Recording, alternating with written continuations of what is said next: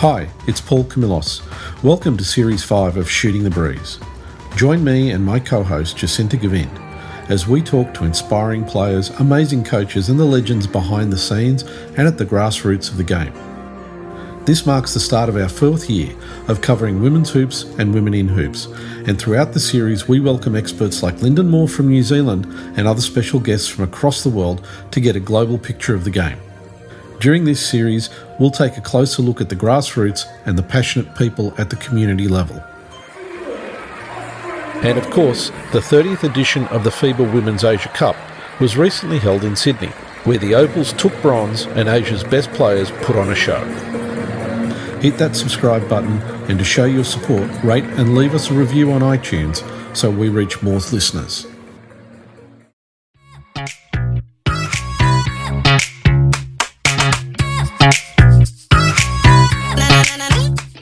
Welcome to part 1 of our All-Star Series 5 edition. Series 6 is just around the corner, but in this hang time, we really want to play it back for some of our most downloaded podcasts from Series 5. In this episode, we're sampling the following pods. Episode 120 with Al Kunek, Forging Her Own Path. Episode 122, Saraid Taylor and the Creative Pivot. And our first live pod for Series 5 with First Subs, a women's hoops community program with co-founders Madel Giles and Kaz Emery. Stay tuned for part 2. Enjoy.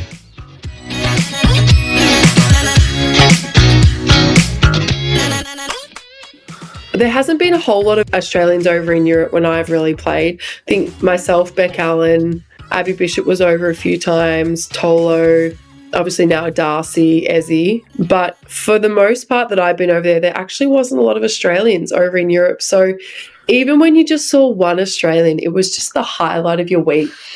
When we had a national team break a couple of years ago, 2 years ago, Beck Allen and I met in Madrid and we went for a holiday. But just to play against an Aussie in the EuroLeague, like I played Darcy in Hungary in EuroLeague and in Hungarian League, and we also played Tolo in EuroLeague. So just to be able to see another Aussie, catch up with another Aussie is just, it just really makes your heart so warm. And you know, Australians are incredible people, and I just felt really fortunate to be able to catch up with my friends, you know, all around the world as well. So you're coming back to Australia. I got to be honest, it was really surprising to see you at the John Cain game. It was like, I forgot about that. Yeah, I was like, yeah, you know, because you also had changed your hair color, so we were like, yeah, it's a bit blonder now. Yeah. We were kind of like looking, going, what is that? Yeah. Yeah, so our coach, we had a break for the national team, and you know, if you don't go home in that period, you don't go home literally for 9 months. So because we didn't get Christmas break, so Ezzy and I, we had a really good game against Merson, and we'd won the game, and we were like, okay, let's just see. So we both went to our coach and we just said, do you think we could maybe go home in that February national team break? And we were just kind of waiting for him to say yes. And he's looking at his diary and we're like, please. And then he's looking at his diary and he's like, you'd only really be home for like 4 days or 5 days. And we were like, we know, we'll take it, we don't mind. But honestly, it was just the best being able to go home. So everyone when I got home was thinking, have you lost your job? Why are you home? I was like, no, I still have a job. I still have a team. We got 5 days off and Ezzy and I were on that plane. That's surprising. Their first reaction is, what, have you lost your job? Not, hey, how are you? Timsy was like, did you get fired? And I was like, oh God, no, Timsy, I still have a job, I promise.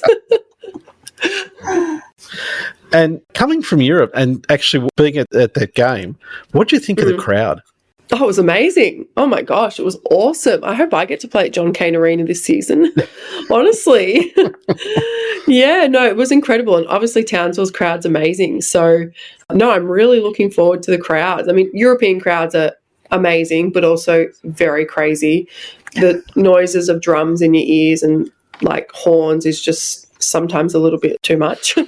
But no, it was an incredible crowd and an amazing spectacle for women's basketball. And I really hope we can continue to build that in Australia and continue to show Australians, you know, how good Australian women's basketball is, and that, you know, AFL isn't the be all and end all. Yeah. Now, I like the fact that you mentioned that their crowds are crazy. Like, for Australians who haven't experienced the European crowds, like you talked about drums, how crazy do they get? Sometimes it's so loud you just can't even hear your teammates. Like, it's just constant. It never stops. Wow. And especially, in smaller gyms, like a place in Sopron where our gym was a lot smaller, it was really loud. And obviously in the bigger gyms like Merson, I think we had a packed out crowd of 20,000 people or 15,000. Wow. I think it would have been 15,000 people maybe, or 10. I don't know. Actually, that's probably the wrong word. But the crowd was packed in the Merson Arena. You couldn't even hear your teammates. You just couldn't hear anyone. Jeez. That'd make it really interesting.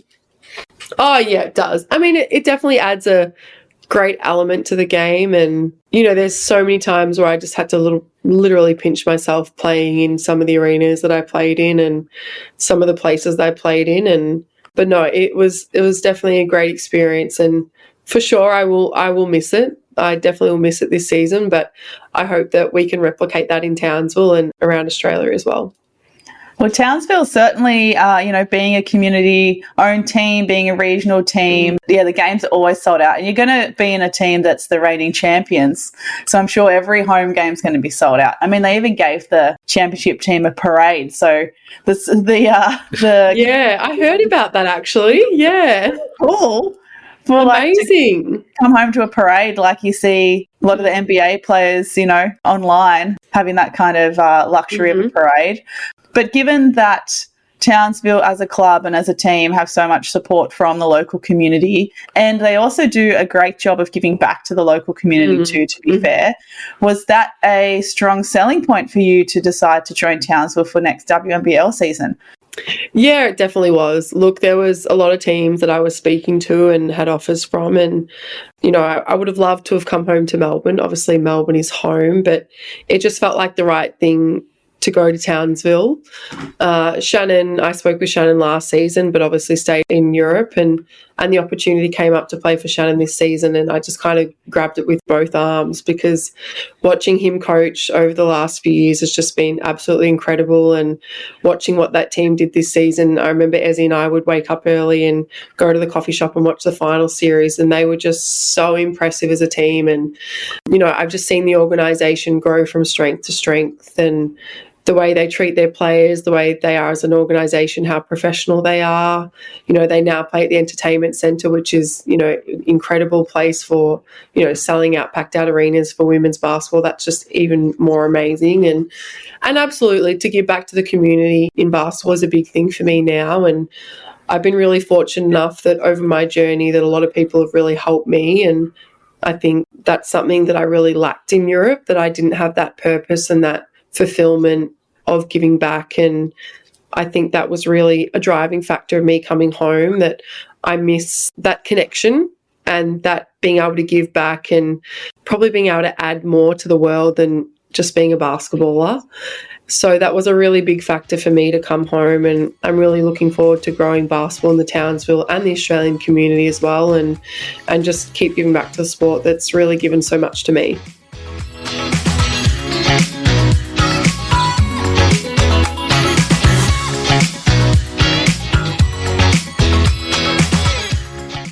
I'm trying to be diplomatic as well. I hope I'm not sounding too harsh or too whingy.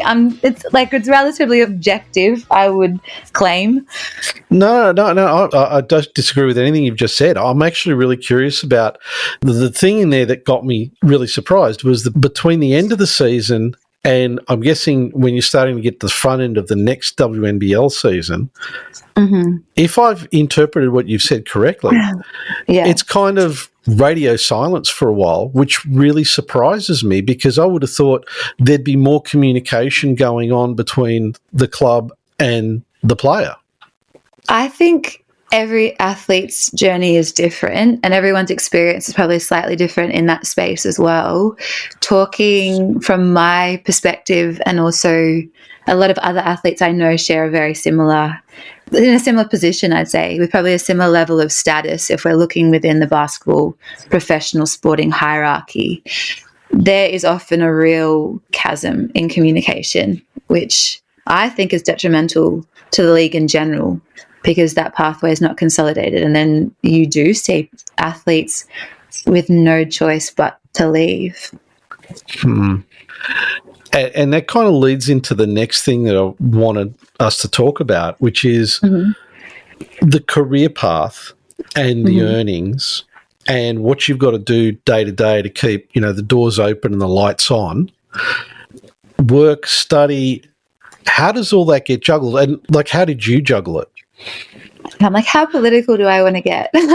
I would say the way the system currently is inherently classist, because the only reason I was able to be a development player for 6 years is because I live at home with my parents. And if I was not doing that, and if I was having to pay rent, and if I was having to work a 9-to-5 job instead of just a part-time job, I would not have been able to do it. And therefore, the sport is losing all of those athletes who are potentially good enough to be WNBL players, but just through sheer luck in the way the lottery works in life, are not in the position to do so. No, I think that's a really fair point, and I think it's a really intelligent and fresh perspective on the way of seeing that, because we know of a few athletes who are always on the cusp of being DPs or have been offered more DP roles with one club or various clubs. That would be a great pathway for them to start their WNBL career.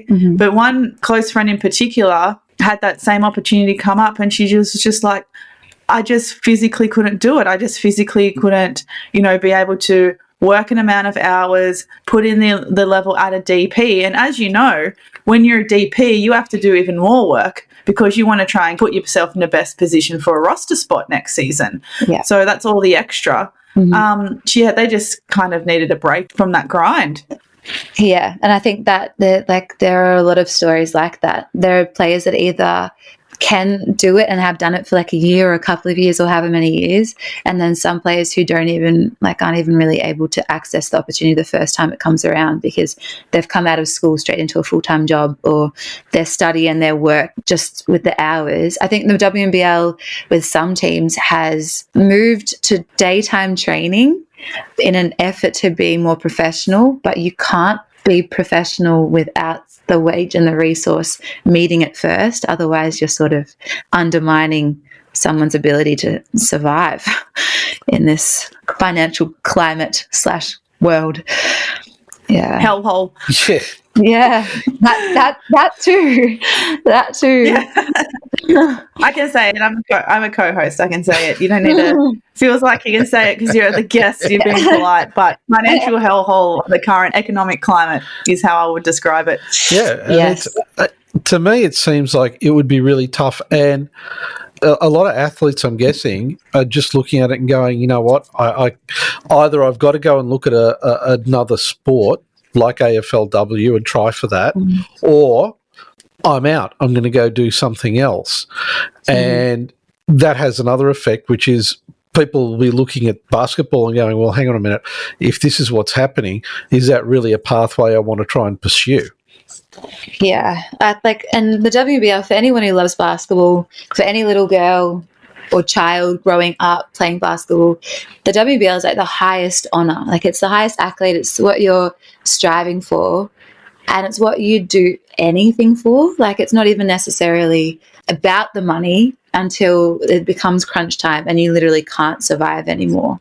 I think, especially as female athletes, there is such a level of gratitude that it becomes almost dangerous because we're so programmed to be so thankful that we will essentially sacrifice our own needs to try and maintain or look after essentially the WNBL. And I think that's happened for a long time.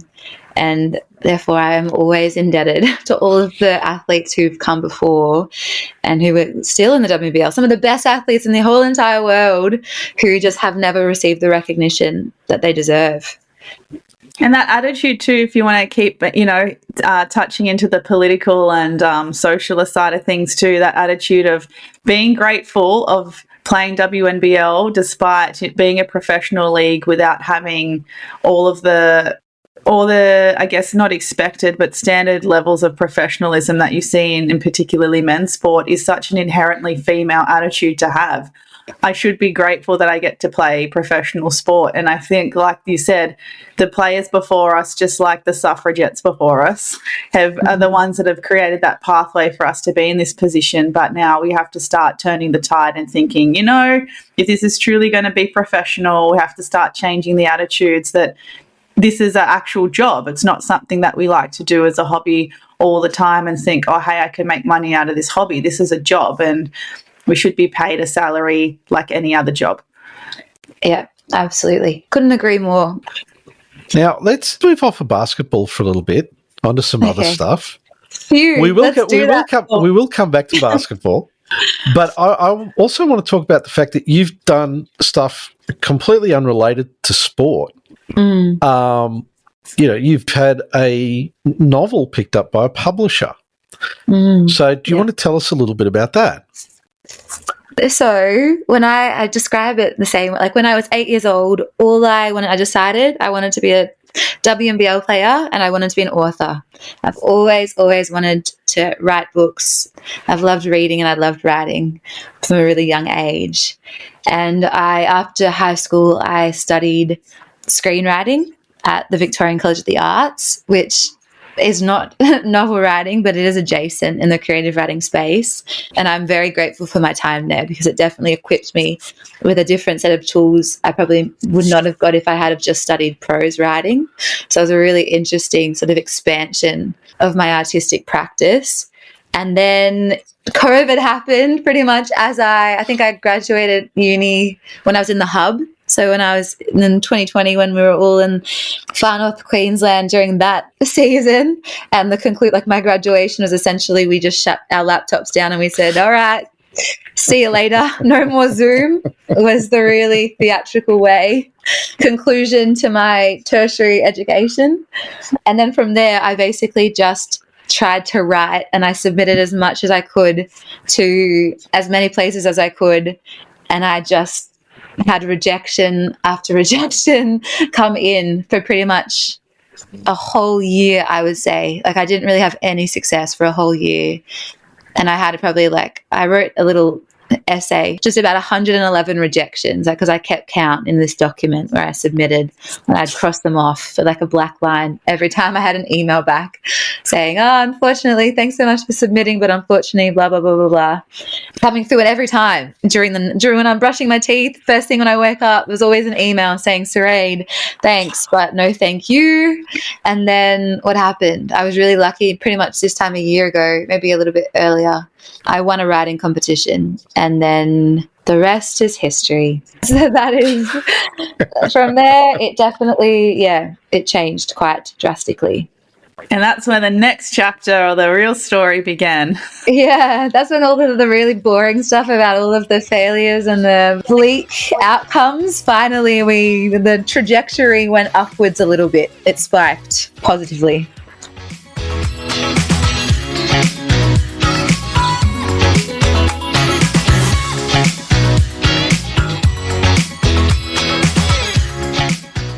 When I was with Mad Basketball, wanted more girls playing basketball, so we wanted to push visibility and representation. Maybe that's me representing women's basketball because I'm always on the court. People ask me, I used to play at Whitlam Centre, Comets. I played Premier League at Comets. I used to play Premier League at North Sydney. Played Division 1 at North Sydney. I played Division 1 at Hill. So I've been a player and I've been a coach. So I'm kind of tapping into basketball at all levels. So then First Subs is now a different level of kind of participation. So now we're going to women who used to play maybe, who are still playing but wants to just have their basketball fix every week. That's me. And I think we actually I think it kind of blurred. I think we met through a scrimmage, and I found out you were playing at Hills as well. So we were playing social games, and just got a really good vibe from Kaz. Like she always brought the fun onto the court. So I think I went and watched one of your games, and I'm like, this chick is cool. Like this is, you know, I was out of the game for a while because of injury, all the stuff. Like happens, right? And I was just gravitated, and I think that's kind of part of like what, you know, what's organically happened with First Subs is there's a real energy, a real culture that's just really built. And I always say to Kaz, Marianne, one of the founders, and Victoria as well, you ladies are the soul, right? So it's really, it's interesting when you meet people, you just kind of attract your tribe. And I think, yeah, we met the game or a scrimmage or somewhere there. I love basketball. You'll know. I want Jacinta to play. I want to play She'll be coming and she'll be addicted to it like we are. That's it. And because you've come from different sides of basketball, and now your, you know, main mission with First Subs is, you know, the pickup games for females and creating the culture, like you said.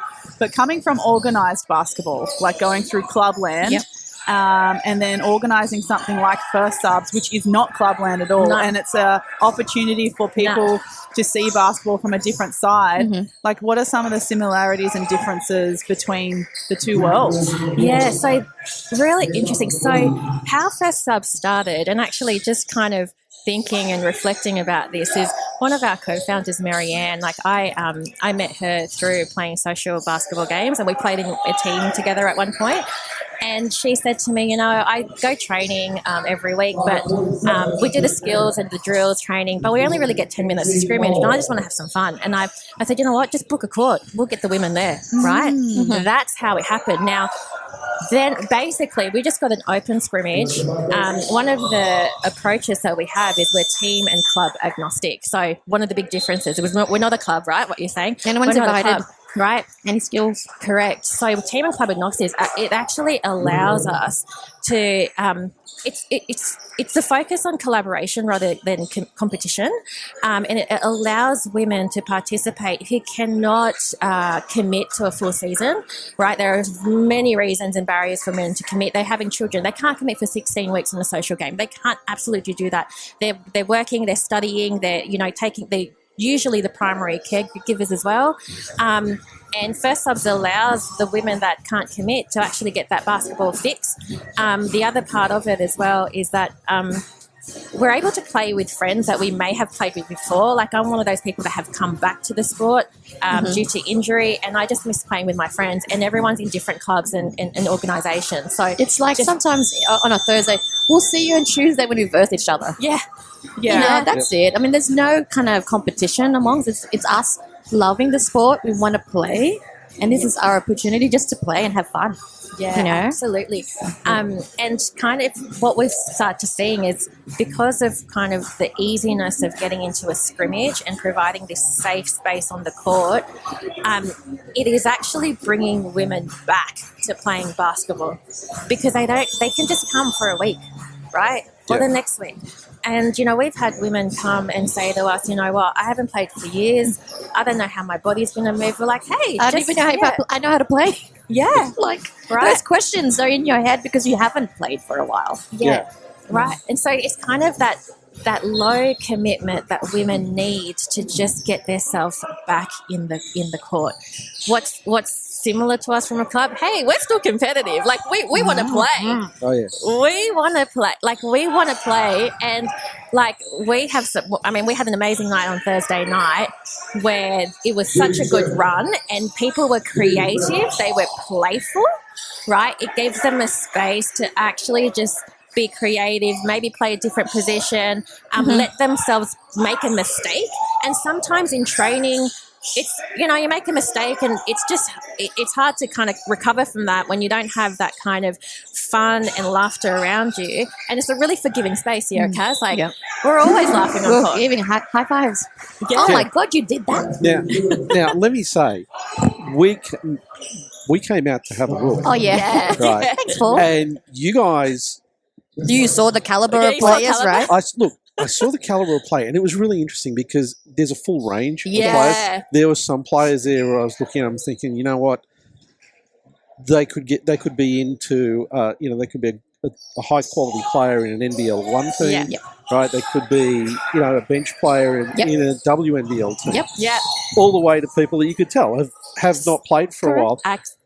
But the one thing that really got me was you guys, everybody was playing for sheep stations. There's just absolutely no question in my mind that everybody was 120% competitive when it came to the game. That was the first thing, because I couldn't go. But the first thing when I caught up with Paul and Mary about how it was, that's the first thing Paul said to me, legit. It's supposed to be fun. But it's like, that was so competitive and I was so into it, but it was really fun. We had to bring a referee I said, maybe the referee will kind of ignite it's just passion and I want to play. Because I said maybe no referees will just be fun. But I mean, it kind of leveled it up. And I said to the referee, "Can you just let a few things go?" But but it got so intense. So intense. No, it was getting intense. And I think that night, one of the players was pregnant as well. Yes, correct. See, there's your diversity in our players. And I got to tell you, she was great. She wasn't backing down. Yeah, she wasn't backing down. Okay, so every game, so that her name's Karen, and when we played, we were like, watch out for Karen. Karen goes, no, don't watch out for me. You know what I mean? I know how to handle myself. Definitely. Right? Yeah. So I'm like, oh my God, I can't. She's pregnant. Yeah, no. And this is the thing, right? We've seen her play before when she wasn't pregnant. She's an athlete, right? She knows how to take care of her body. Well. She trains every day, and you know what? It wasn't us to say that she couldn't play. She knew her body, right? So we don't want to make the decision for the woman, but she knew it's going to be a safe space for her to play. Yeah, that's right. I think we were talking off air about when sometimes you're the lone female going to an all-male pickup, and I was sharing my story of if I don't go consistently, I feel like every week I have to keep proving myself to all these new dudes that I can play, I know my limitations, I can look after myself. I'm not going to take a charge against a 6'8" guy. You can jump over the top of me. Because A, there's no referees, and B, I'm too old for that now. I will be broken on the floor. I know my limits. I know how to handle myself, and I think it's really important when you create those environments to have to be able to respect everyone, to be able to make those decisions to keep themselves safe. And I think that is part of, please correct me if I'm wrong, because you are the expert in creating cultures, which in my mind, in any context, is still a really difficult thing to do. Difficult, but I think having the respect for people to be able to make those choices kind of then ties into we're going to create the safe space, and you're going to be safe enough to make those own choices, and we'll have to, respect that too. Yeah, respect that,